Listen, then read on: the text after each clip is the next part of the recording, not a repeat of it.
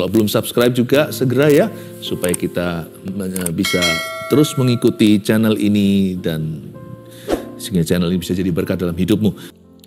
Indahnya saat teduh bersama kita tidak bergumul sendiri. Apa-apa kita bawa ke hadapan Tuhan dan bersama saudara seiman, bersama saudara sevisi. Tak ada seorang pun di antara kita boleh merasa lonely. Kita tidak perlu merasa sendirian menghadapi semua tantangan karena Tuhan bersama kita dan ada orang-orang yang mendoakan. Saya berikan judul hari ini tentang doa, berdoa sampai merasa menang. Bolehkah doa pakai perasaan? Boleh dong, perasaan itu pun ciptaan Tuhan. Saya membiasakan diri untuk tidak berhenti atau gampang menyerah berdoa, sampai saya rasakan ada terobosan dalam roh saya. Jadi Tuhan itu baik ya, kita nggak akan berdoa terus selama-lamanya tanpa ada satu titik temu. Di dalam Kristus selalu ada satu titik cerah di mana Tuhan berkata, cukup doamu, kamu sudah menang di dalam rohmu. Karena itu jangan tinggalkan ruang doa Anda sebelum Anda merasakan seperti ada kelepasan. Kalau kita sedang menghadapi sesuatu atau sedang dalam pergumulan.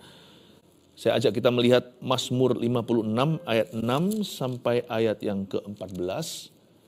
Jikalau 5 ayat sebelumnya saya pernah bahas di saat teduh yang dulu, beberapa minggu yang lalu, mari kita sekarang lanjutkan, tapi dengan topik berbeda. Saya kasih judul berdoa sampai merasa menang. Ayat 6 kita baca, sepanjang hari mereka mengacaukan perkaraku. Mereka senantiasa bermaksud jahat terhadap aku. Mereka mau menyerbu, mereka mengintip-ngintip, mengamat-amati langkahku, seperti orang-orang yang ingin mencabut nyawaku. Apakah mereka dapat luput dengan kejahatan mereka? Runtuhkanlah bangsa-bangsa dengan murka-Mu, ya Allah. Berhenti di sini dulu, sedikit refresh memory. Dulu pernah saya ajari, kenapa sih Daud itu merasa dikejar-kejar? Karena memang dia sedang dikejar dan diburu, seperti buronan, seperti hewan buruan.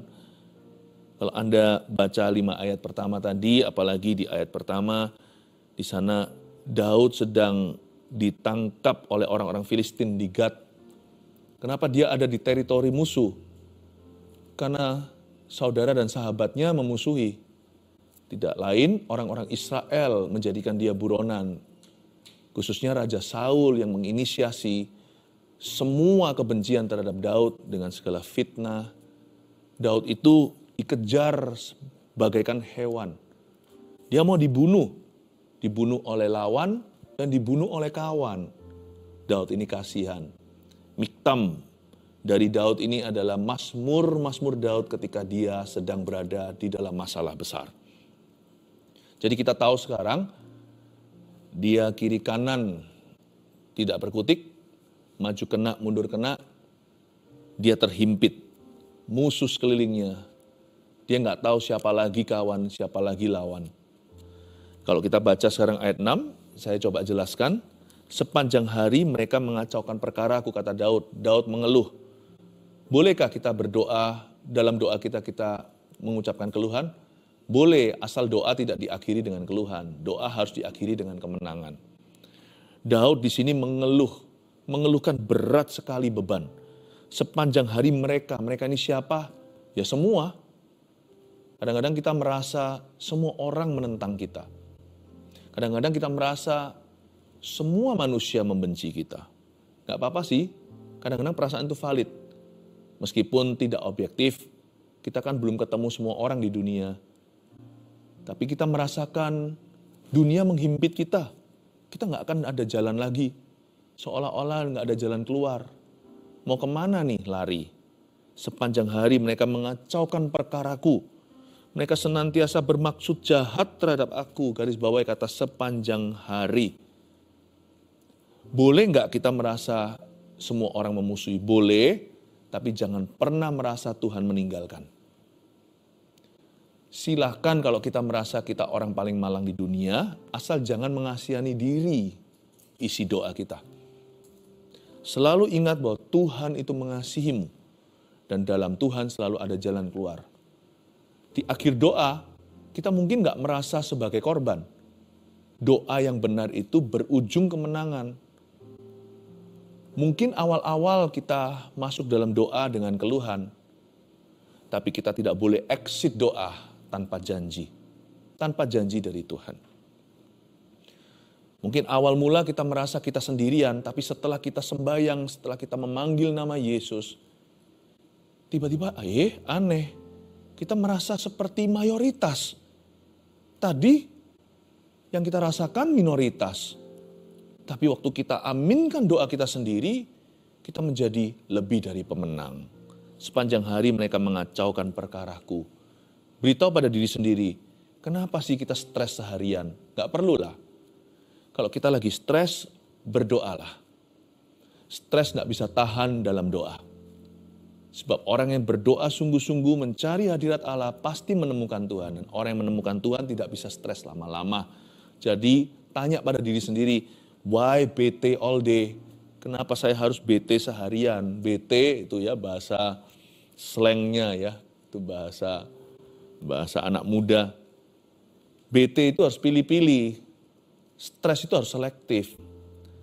Pastikan kita itu, yang kita jadikan stres itu real dangers atau bahaya yang nyata. Bukan bahaya yang imaginary, bukan yang dari imajinasi. Kalau Daud sih, tantangan yang dihadapi itu sungguhan. Kiri ketemu Filistin, kanan ketemu Raja Saul dan pasukan. Betul-betul Daud itu ngalami bahaya nyawa. Mereka mau bunuh Daud. Saul tidak tahan lagi untuk melakukan sesuatu terhadap anak muda ini. Orang Filistin benci, mereka punya dendam pribadi. Goliat siapa yang bunuh? Daud tidak punya yang namanya musuh imajinasi. Musuhnya nyata, musuhnya real. Pastikan kalau Anda memang harus stres seharian, pastikan stres Anda itu karena sesuatu yang nyata betul, bukan sesuatu yang diada-ada. Janganlah dibawa-bawa dalam stres lah perkara-perkara yang nggak prinsip, perkara-perkara yang maya, sesuatu yang sifatnya di pikiranmu, bukan sesuatu yang nyata. Yang gitu-gitu nggak usah lah. Dalam bahasa Inggrisnya saya suka ngomong gini pada diri sendiri, don't sweat the small stuff. Jangan perkara-perkara kecil langsung keringatan. Tolong disayang itu keringat rohaninya. Jangan dikit-dikit kita berpeluh darah. Yesus tuh berpeluh darah di Getsemani karena dia sedang menanggung dosa seluruh dunia. Tapi waktu Yesus dihadapi dengan ahli Taurat, orang Farisi, dicerca, dimaki, dia nggak anggap sesuatu. Tidur ya tidur. Sewaktu Yesus tidur di perahu, makan ya makan. Waktu dia memberi makan 5.000 orang dari 5 roti 2 ikan. Nggak dibawa dalam pikiran. Jangan dikit-dikit kita stres. Jangan dikit-dikit kita depresi. Apa-apa dipikiri. Nggak usah lah ya. Nggak perlu yang gituan. Hidup cukup berat, kenapa memperberatnya lagi? Nggak usah. Sepanjang hari mereka mengacaukan perkaraku, ini problema asli. Bukan yang diada-ada. Apalagi kalau kita khawatir orang lain mikir apa, temanku nggak suka, misalnya anak remaja, aku nggak diterima sama segerombolan teman-teman itu. Dengan atau tanpa mereka, you are fine, thank you. Tanpa orang-orang ini mungkin yang memaki-maki Anda nggak usah disukai seluruh dunia untuk Anda happy. Dengan atau tanpa orang-orang tersebut, berkati saja, Anda fine-fine saja. Nggak apa-apa kok, sungguhan. Yang gitu-gitu nggak usah dirasa. Itulah sebabnya ayat 6 di sini mengajari kepada kita, sepanjang hari apa yang mengacaukan perkara Anda. Kadang-kadang kita perlu seorang teman sejati menepuk pundak kita dan berkata, you don't have a problem bro. Kamu tuh nggak punya masalah. Masalahmu itu semuanya hanyalah sesuatu yang hanyalah persepsi, sesuatu yang ada di dalam benak pikiranmu. Nggak ada itu. Ada orang yang gak ada masalah, cari masalah. Gak usah. Sepanjang hari mereka mengacaukan perkara aku, tanya pada diri sendiri. Apa yang mengacaukan perkara Anda? Gak segala sesuatu itu kita perlu doakan. Ada hal-hal tertentu itu yang auto-delete, yang terbuang sendiri. Janganlah bawa ke ruang doamu perkara sia-sia. Karena itu di ayat berikutnya dijelaskan. Siapa yang harus kita lawan atau apa yang harus kita doakan. Mereka mau menyerbu, mereka mengintip, mengamat-amati langkahku seperti orang yang ingin mencabut nyawaku. Fokuskan doamu pada intentional enemies atau musuh yang nyata, sesuatu yang sungguh-sungguh membahayakan hidup rohanimu, yang membahayakan pernikahanmu, yang meresikokan hubunganmu dengan Tuhan dan dengan keluarga, atau sesuatu yang Anda perlu waspadai. Jikalau Anda peduli akan karir Anda sendiri, jangan sampai hal-hal itu nanti akan merusak karirmu atau menghancurkan reputasi. Fokuskan doamu pada intentional enemy atau musuh yang asli. Daud menyebut mereka mau menyerbu, mereka mengintip, mengamat-amati langkahku. Ini kesengajaan. Bukan sesuatu yang direkayasa, sesuatu yang dibayangkan. Tapi segala sesuatu yang terbukti, segala perkara yang bisa membahayakan. Makanya itu kita perlu minta hikmat dalam peperangan rohani hidup kita. Kita perlu minta hikmat Allah karena tidak semua enemy musuh kita itu orang. Bahkan gak tentu yang kita anggap musuh itu sungguhan musuh kita di mata Allah. Kadang-kadang kita itu bisa main blaming atau menyalah-nyalahkan. Padahal yang kita salahkan itu bukanlah duduk perkara. Itu bukanlah akar permasalahan. Jangan sampai kita juling rohani. Makanya itu mintalah hikmat dulu, Yakobus pasal 1. Kalau kita kekurangan hikmat, minta hikmat.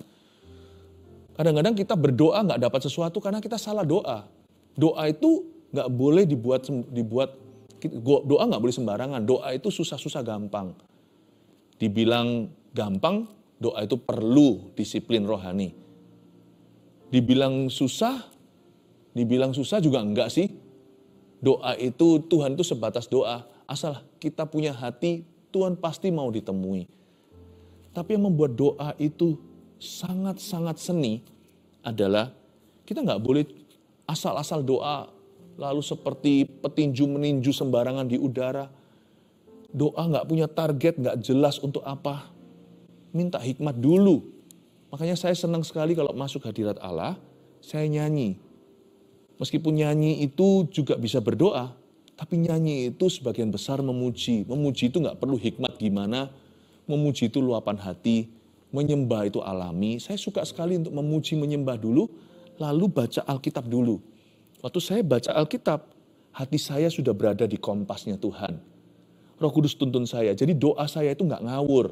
Jangan sampai kata-kata firman di Yakobus, kamu berdoa nggak dapat apa-apa, karena yang kamu doakan hendak kamu pakai untuk memuaskan hawa nafsumu. Alias doamu ngawur. Kita tengking-tengking yang bukan musuh. Masa orang kita tengkingi? Kadang-kadang musuh kita itu justru bukanlah darah dan daging. Efesus 6 ayat 12 nggak usah dibuka, sebab peperangan kita bukan melawan darah dan daging, tapi melawan roh-roh jahat di udara. Kadang-kadang musuh kita itu di dalam selimut. Kadang-kadang musuh kita adalah kedagingan kita sendiri. Karena itu, waktu Daud berkata, mereka mau menyerbu, mereka mengintip, mengamat-amati langkahku, dia sudah recognize his enemy. Dia sudah mengenali musuhnya dia. Itu siapa? Siapa yang harus dia waspadai atau apa? Daud sudah tahu siapa mau menyerbu, siapa mengintip, siapa amat-amati langkahnya. Kalau kita disalahi orang, ya kadang-kadang musuh kita yang paling bahaya adalah reaksi kita yang salah. Pada waktu kita misalnya sedang di dalam satu persoalan, mungkin musuh kita bukanlah duduk masalah persoalan itu, bukanlah masalah itu sendiri. Mungkin yang perlu kita waspadai pada waktu kita mengalami sebuah permasalahan, bukan tantangan di depan kita. Tapi bisa jadi cara komunikasi yang salah. Sangat mudah musuh itu tidak kelihatan. Atau bisa jadi ya, situasi ini kita mau coba robah, nggak bisa-bisa, kita udah berusaha, nggak ada perubahan juga. Ternyata musuh kita nggak kelihatan. Betul-betul roh-roh jahat di udara. Setelah kita berdoa, apalagi berpuasa, tiba-tiba situasi berubah. Tadinya hal-hal yang sifatnya tidak bisa ditembus, begitu aja Tuhan buka jalan seperti Tuhan membelah Laut Merah. Sometimes our enemy is prayerlessness. Musuh kita sesungguhnya adalah malas berdoa. Waktu kita berdoa, Tuhan buka jalan. Tadi kita berusaha semalam-malaman pancing ikan, nggak dapat apa-apa. Tapi setelah kita berdoa, seolah mendengarkan suara sepoi-sepoi basah, tebarkan sebelah kanan, langsung dapat 153 ikan-ikan besar pula. Kita harus mengerti, minta hikmat Tuhan. Gak ada satu orang pun masalahnya sama dengan orang yang lain. Minta hikmat Roh Kudus. Mereka mau menyerbu, mereka mengintip, mengamat-amati langkahku. Fokuskan doamu pada musuh-musuh yang sungguh. Jangan Anda terpancing sama apa-apa waktu berdoa, minta hikmat Allah. Apakah mereka dapat luput dengan kejahatan mereka? Ayat 8, runtuhkanlah bangsa-bangsa dengan murka-Mu ya Allah. Daud tidak termotivasi oleh dendam. Daud tahu siapa dirinya. Daud tahu bahwa dia adalah raja yang dipilih oleh Allah. Di atas kepalanya masih ada memori basah urapan minyak dari tangan Samuel sang nabi. Daud tahu bahwa ini bukan urusan pribadinya. Orang-orang yang hendak membunuhnya, Saul lah, orang Filistin lah. Mereka sedang menentang kerajaan Allah. Makanya Daud berkata, runtuhkanlah bangsa-bangsa dengan murka-Mu ya Allah. Ini bukan dendam kesumat. Daud berkata, Tuhan belalah. Engkau tahu bahwa aku punya misi. Engkau tahu bahwa di atas hidupku ada rencana Allah. Tuhan, aku tidak boleh dibinasakan. Tuhan, Engkau tahu tujuan hidupku. Motivasi Daud bukanlah marah. Tapi Daud di sini tidak mau mengalah. Dia tidak mau menyerahkan yang namanya rencana Bapa. Dia tidak mau menyerahkan mahkotanya. Dalam hal ini Daud tidak boleh kalah. Dia berkata, Tuhan, belalah hamba-Mu. Runtuhkanlah bangsa-bangsa dengan murka-Mu ya Allah. Sama sekali tidak ada tanda-tanda mengasihani diri sendiri. Demikian pula tidak ada yang namanya amarah. Daud tahu jelas ketika dia berdoa, dia tahu tujuan Allah atas hidupnya. Dan dia juga tahu kehendak Tuhan atas hidupnya. Dan dia berdoa berdasarkan tujuan, berdasarkan kehendak Allah yang dia ketahui.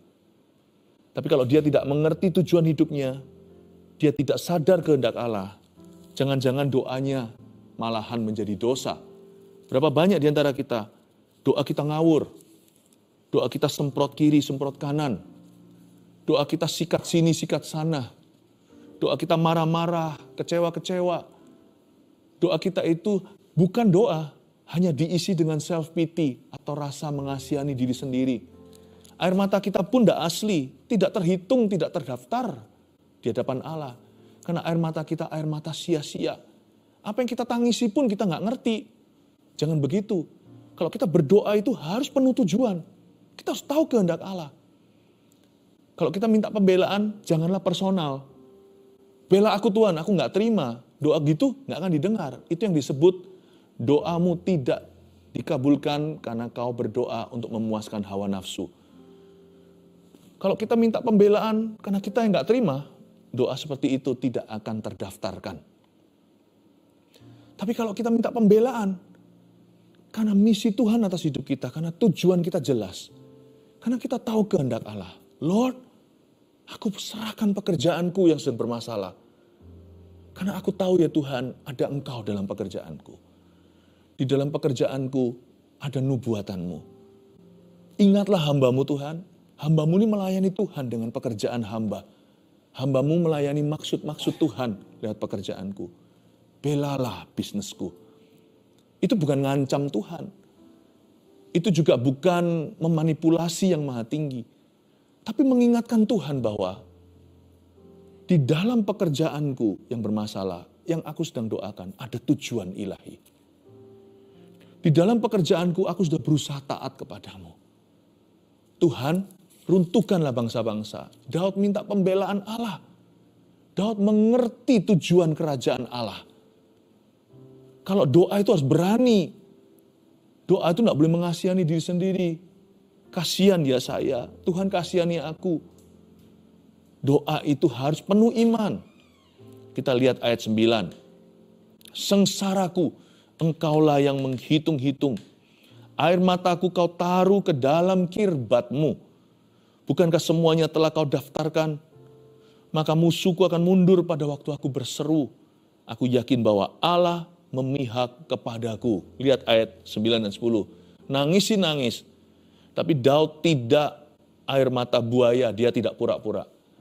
Nangis sih nangis, tapi dia tidak meratapi nasibnya. Dia berkata, sengsaraku, engkaulah yang menghitung-hitung. Daud tidak mencari belas kasihan pada orang lain. Kalau dia sedang dalam masalah, orang pertama yang dia cari bukan hanya orang terakhir. Biasanya Tuhan itu menjadi last resort kan dalam hidup kita. Kalau kita ada bermasalah, kalau semua jalan sudah buntu baru cari Tuhan kan. Daud nggak gitu. Orang pertama yang dia datangi adalah Tuhannya. Kalau dia mencari belas kasihan tidak pada manusia, tapi pada Allahnya. Misalnya Daud itu punya Instagram ya, kalau dia lagi curhat nih lewat sosial media, dia buat semua curhatnya itu privat. Hanya Tuhan seorang yang bisa baca. Masalahnya kalau kita sedang gelisah, itu kita cari pembenaran, kita cari pembelaan itu dari kiri kanan. Itu membuat Tuhan jadi nggak terbeban. Sengsaraku engkaulah yang menghitung-hitung. Cari Tuhan dulu. Carilah dahulu kerajaan sorga dan kebenarannya. Itu artinya juga kalau dalam masalah, cari dulu Tuhan. Carilah Tuhan dahulu. Bukankah firman itu berbunyi, carilah dahulu kerajaan sorga. Siapa yang kau dahulukan dalam masalah? Sengsaraku engkaulah yang menghitung-hitung. Cari belas kasihan itu privat. Sama Tuhan saja. Air mataku kau taruh dalam kirbatmu. Bukankah semuanya telah kau daftarkan? Saya sebut di sini registered tears. Air mata yang didaftarkan bukanlah air mata mengasihani diri sendiri, self pity. Atau air mata benci. Aduh benci aku, kecewa sama Tuhan. Saya pernah lihat loh, orang kalau kecewa sama Tuhan itu sampai nangis loh. Dia cerita kekecewaannya terhadap Tuhan itu sambil nangis. Nah air mata itu jatuh sia-sia. Dia tidak menjadi benih waktu jatuh ke tanah. Dan air mata gitu nggak membuat maju. Yang menabur dengan mencucur air mata akan menuai dengan sorak-sorai. Yang maju dengan mencucurkan air mata. Air mata kayak gitu nggak membawa kemajuan, malah kemunduran. Jangan kira setiap kali kalau kita berdoa, jikalau kita nangis, air mata itu akan menggugah Allah. Tidak semua air mata. Jenis air mata seperti apa yang sia-sia? Air mata self pity, air mata mengasihani diri sendiri, air mata benci aku. Ya, ketidakpuasan, kekecewaan, yang gitu tidak akan didengarkan. Lalu air mata seperti apa yang ditaruh Tuhan dalam kirbatnya? Yang didaftarkan di hadiratnya. Dan itu akan menjadi peluru doa. Itu akan menjadi modal kemenangan kita. Air mata seperti apa? Air mata ketaatan. Sakit memang, tapi demi taat. Meskipun saya harus menangis waktu saya menaati Tuhan. Itulah air mata ketaatan. Yang kayak gitu menghasilkan sesuatu. Air mata apa lagi? Air mata ketekunan. Rasanya sudah mau give up, mau nyerah di kilometer ini. Saya harus seret kaki rohani saya secara sengaja. Seret selangkah demi selangkah seperti orang kalau sudah kena stroke. Dia harus menyeret-nyeret. Kalau saya harus lakukan itu, saya akan lakukan. Sekalipun kalau saya melakukannya dengan menangis-nangis, bahkan berdarah-darah, saya akan maju dalam Tuhan. Saya memilih untuk tekun dalam iman. Air mata kayak gitu terdaftarkan di hadirat Allah. Doa seperti ini mengundang kemenangan. Jadi kalau kita mau menang, tidak boleh self pity. Kalau doa kita mau berarti, tidak boleh mengasihani diri sendiri. Hati-hati, tidak semua tangisan itu diterima oleh Tuhan. Ayat 10, maka musuhku akan mundur pada waktu aku berseru. Aku yakin bahwa Allah memihak kepadaku. Kepada Allah firman-Nya ku puji. Kepada Tuhan firman-Nya ku puji. Kepada Allah aku percaya, aku tidak takut. Apakah yang dapat dilakukan manusia terhadap aku? Saya jelaskan dulu. Daud ini pede sekali ya, percaya diri. Aku yakin bahwa Allah memihak kepadaku. Nah pertanyaannya sekarang, keyakinan Daud itu berasal dari mana ya? Karena perasaan kita kalau sedang mengalami tantangan itu bisa up and down, naik turun. Kadang-kadang kita yakin Tuhan memihak kita, kadang-kadang kita merasa Tuhan ada nggak ya? Apalagi kalau Tuhan diam aja terkesannya. Maka musuhku akan mundur waktu aku berseru, kata Daud. Aku yakin bahwa Allah memihak kepadaku.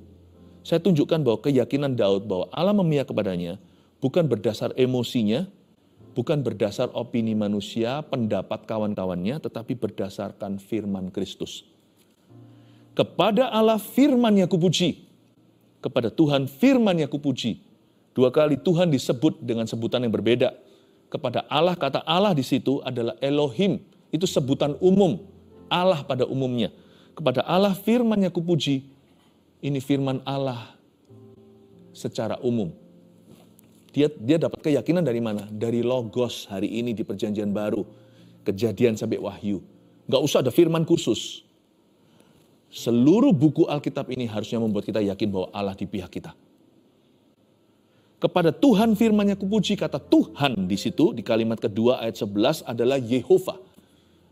Ketika Allah memperkenalkan dirinya kepada Musa, dia berkata, akulah aku. Ketika Musa tanya, siapa namamu? I am who I am. I am Jehovah.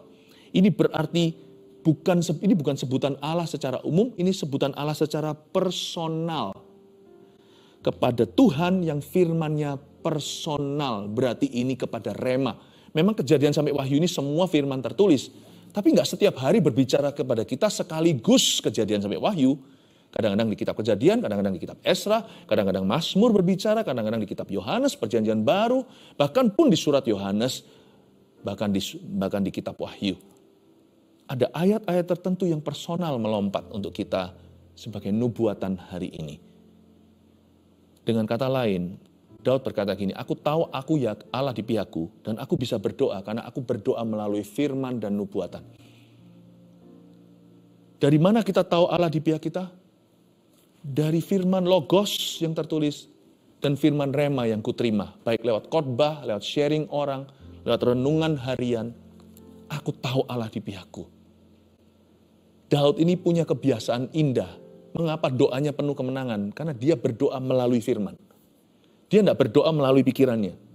Dia tidak berdoa melalui opini manusia. Dia berdoanya itu dipandu oleh firman dan nubuatan firman yang dia terima secara pribadi. Makanya Daud itu mengalami terobosan doa. Saya tunjukkan terobosannya sekarang ayat 13. Ini kalau bukan terobosan, apalagi? Nasarku kepadamu, ya Allah akan kulaksanakan. Dan korban syukur akan kubayar kepadamu. Loh, bukannya dia masih ditangkap ya? Ketika orang Filistin menangkap dia di Gat. Dan ini juga masih buronannya Saul. Kok dia sudah bayar korban syukur di depan? Lihat ayat 14. Sebab engkau telah meluputkan aku daripada maut.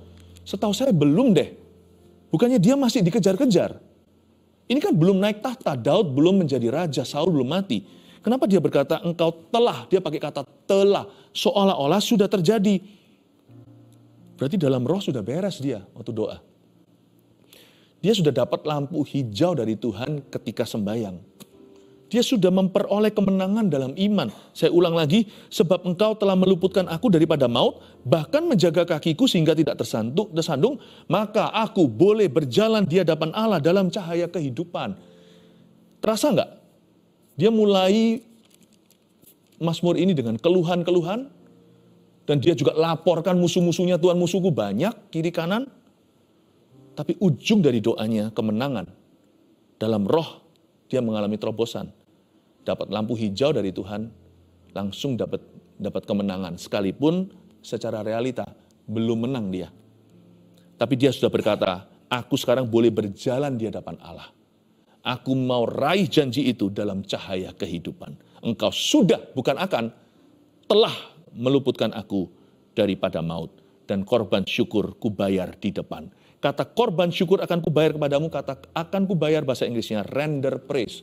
Kata render itu berarti diproses, bukan otomatis. Dan dibayar di depan, itulah korban pujian. Kalau dibayar di belakang itu bukan korban. Sudah terjadi ya semua orang bisa. Kalau sudah kejadian ya alamiah. Tapi kalau kita belum mendapatkan sebab bersyukur atau alasan untuk mensyukuri, kita belum melihat bukti, kita sudah bayar di depan. Nah itu korban. Korban itu sakit. Korban itu sengaja. Korban itu lawan arus. Dan korban syukur ayat 13 akan kubayar kepadamu. Berarti yang namanya thanksgiving spirit itu bukan menang dulu. Thanksgiving spirit itu di depan waktu kita berdoa. sedangkan masalah belum pergi, kita sudah bisa bersyukur sama Tuhan, berarti kita menang. Kalau kita sudah menang dalam roh, tinggal jalan di depan, ada cahaya kehidupan. Tahukah, ini nggak heran makanya kalau kita melihat ada orang tertentu yang sudah menang dalam doa, ketika dia mengalami mujizat di alam nyata, waktu itu terjadi dia nggak heran. Semua orang di sekelilingnya berkata, loh kok kamu kok nggak terpukau gimana sih? Oh, aku sudah tahu hasil akhirnya. Kok bisa? Kan baru hari ini. Iya, minggu lalu waktu berdoa sudah terjadi terobosan. Aku sudah tahu, saat itu juga aku mengerti bahwa kemenangan sudah diberi. Heran ya, kemenangan kita itu bukan terjadi di realita nanti. Kemenangan itu terjadi dalam roh kita dulu ketika kita berdoa. Saya kasih 3 poin untuk merangkum pelajaran kita. Tentang berdoa sampai merasa menang. 1, minta hikmat Tuhan bagaimana berdoa dan siapa seteru kita. Supaya kita punya doa nggak bombardir dan kita tidak sembarangan. Minta hikmat dulu sama Tuhan. Tuhan, musuhku itu siapa dalam konteks ini? Atau apa? Nggak tentu siapa, nggak tentu orang, nggak tentu, dan seringkali yang pasti musuh kita bukan darah dan daging, tapi roh jahat di udara yang patut kita waspadai. Minta hikmat sama Roh Kudus. Kali ini seteruku apa Tuhan? 2, berdoa dengan panduan firman dan tuntunan nubuatan. Saya suka lakukan itu waktu berdoa dengan firman. Dan firman-firman yang pernah dicetuskan dalam hidup saya punya kebiasaan catat. Waktu saya berdoa, saya akan klaim itu atas anak saya, atas pernikahan kami, rumah tangga, atas gereja, atas orang lain yang Tuhan pernah bicara. Daud juga sama. Saya yakin waktu dia berdoa diburu musuh, kiri ketemu Filistin, kanan ketemu Saul. Dia berkata, Tuhan, Kau pernah berfirman lewat Nabi Samuel. Bukan hanya Taurat di tangan. Daud juga berdoa dan dia ingat firman apa yang dibagikan oleh Samuel dalam hidupnya waktu dia diurapi sebagai raja di halaman belakang papanya. Dia pegang itu, Engkau pernah berfirman dalam hidupku bahwa aku menjadi seorang yang berkenan di hatimu. Aku menjadi raja yang Kau urapi. Aku tidak akan mati. Aku akan jalan ke depan dalam terang keselamatan. Luar biasa loh, kalau Anda berdoa, doa dengan panduan firman. Dan dengan nubuatan yang pernah Anda terima yang belum terjadi, yang belum dikenapi. 3, tidak menyerah sampai terjadi terobosan dalam roh kita. Kalau Anda mau tahu, kapan doa Anda sudah dijawab? Waktu spirit thanksgiving, perasaan syukur itu meluap di hatimu. Anda sudah boleh berhenti berdoa. Doamu sudah mengalami terobosan dari Tuhan. Saya melihat paru-paru. Dan paru-paru itu bercak-bercak putih dalam X-ray-nya. Hari ini bukan hanya 1, tapi dengarkan nubuatan Kristus. Banyak orang-orang yang punya masalah dengan paru-paru, penderita atau pasien paru-paru yang sembuh. Tak terkecuali ada 1 orang yang kankernya bukan berasal dari paru-paru, tapi sudah menyebar ke situ. Putih-putih semuanya, kedua-dua paru-paru, bukan hanya 1. Saya merasakan waktu kita berdoa sebentar lagi, kanker itu akan terdesak mundur, penyebarannya, paru-paru itu akan bersih, akan kembali ke tempat asalnya dan lenyap di sana. Musuhku akan mundur waktu ku berseru. Kalau Anda adalah seorang penderita paru-paru, letakkan tangannya di dada seperti ini, dan kalau Anda tahu seseorang yang menderita paru-paru juga, Anda bisa doakan dia. Mari kita berdoa bersama-sama di dalam nama Yesus. Aku perintahkan dan tengking mundur semua penyakit paru-paru itu, kanker atau jenis yang lainnya. Keluar di dalam nama Yesus, kering sampai ke akar-akarnya. Saya dengar suara Roh Kudus berkata, tidak jadi operasi. Lalu 1 lagi, tidak jadi kemoterapi. Terimalah berkat ini di dalam nama Yesus. Ari, ada 1 orang namanya Ari, batu empedumu juga sembuh. Kau tidak akan operasi. Di dalam nama Yesus. Regan. Saya dengar suara Regan. Regan. Sudah jangan minta bukti-bukti terus sama Tuhan, baru Anda bertobat dan tinggalkan kebiasaan burukmu. Kembali ke Kristus, Anda sudah mundur. Hari ini Anda menyaksikan saat teduh bersama, bukan kebetulan. Regan kembali kepada Tuhan, kembali melayani Kristus. Terima kasih Tuhan. Ulurkan tanganmu untuk berdoa bagi setiap live chat yang masuk, minta didoakan. Hamba minta mujizat dari Tuhan terjadi di dalam nama Yesus Kristus. Terima kasih Tuhan. Terima kasih Tuhan. Makasih Tuhan. Apapun masalahnya, bukan hanya sakit penyakit Tuhan, aku perintahkan iblis mundur dari orang itu. Dalam nama Yesus. Terima kasih Roh Kudus. Letakkan tanganmu, ada satu orang bapak yang pinjam uang kiri kanan. Memang dia bukan berniat mau pinjam-pinjam, tapi memang dia punya kebutuhan untuk keluarganya. Dan Anda pilih-pilih maunya kerja ini dan Anda menunggu. Ada satu pekerjaan yang menawarkan employment pada Anda. Minggu Anda mau tunggu lagi. Sudah, jangan tunggu yang itu. Itu pemberi harapan palsu. Kerjaan yang ada, bayaran nggak seberapa, bukan pekerjaan yang bergengsi, karena Anda jatuh dari usahamu dulu, ambil yang itu. Asal bisa menaruh makanan di atas meja, mau nguli pun jadi, itu pekerjaan halal. Seorang bapak di sini. Udah, jangan pinjam kanan kiri, itu musuhmu sesungguhnya bukan poverty, bukan kemiskinan, tapi kebiasaan terlalu idealis, mending pinjam sama orang. Berhenti kebiasaan itu kalau Anda mau diberkati sama Tuhan Yesus. Sudah, jangan pinjam kanan kiri, kembalikan yang telah kau pinjam. Terima pekerjaan yang kurang bagus itu, tapi pekerjaan itu satu-satunya yang ada di depan. Dan Tuhan akan membantumu, memberkati dan mengurapimu, agar ekonomi Anda membaik. Tuhan Yesus memberkati. Terimalah berkat dari Allah Bapa, kasih karunia dari Tuhan Yesus, pengurapan dari Roh Kudus. Mulai hari ini, biar doa-doamu terkabulkan. Dalam nama Yesus. Amin. Amin.